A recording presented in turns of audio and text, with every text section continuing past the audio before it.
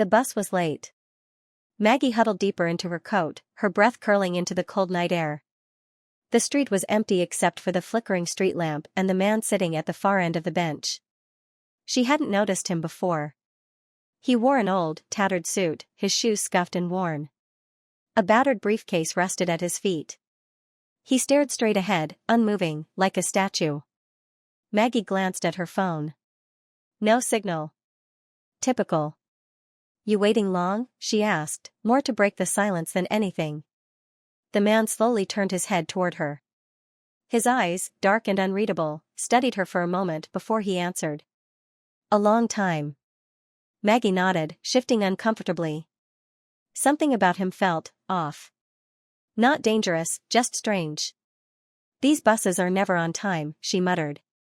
The man chuckled softly, but it was humorless. Time is a funny thing, he said. One moment, you're right where you should be. The next, you've missed your stop. Maggie frowned. Yeah, I guess. She glanced down the road.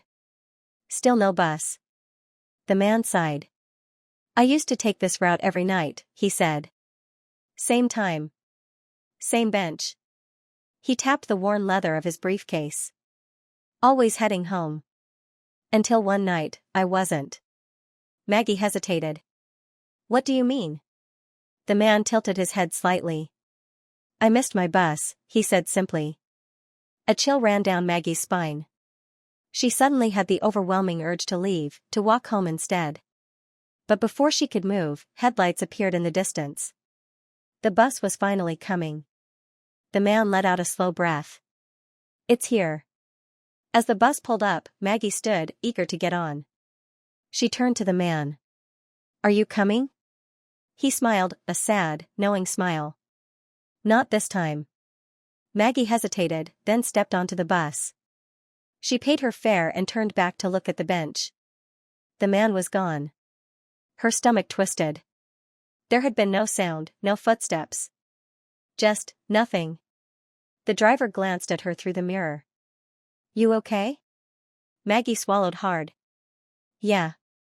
Just, thought someone was waiting for the bus. The driver's face darkened. If you mean the man with the briefcase, he's been waiting a long time. Maggie stared at him. The driver shook his head. Been 20 years since that accident. Poor guy never made it home. Maggie's heart pounded as the bus doors hissed shut. As they pulled away, she looked back at the empty bench. And for just a second, she swore she saw him watching her.